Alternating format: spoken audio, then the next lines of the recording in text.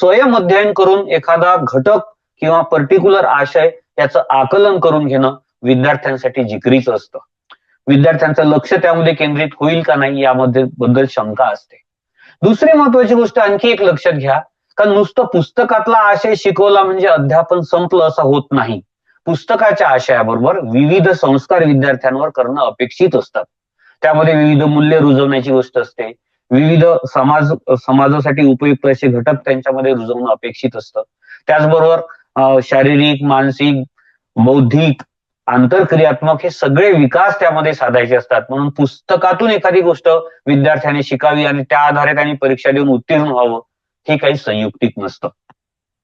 मग अशा स्थितीमध्ये शिक्षक हा विद्यार्थी आणि पाठ्यपुस्तक यामधला महत्वाचा दुवा असतो.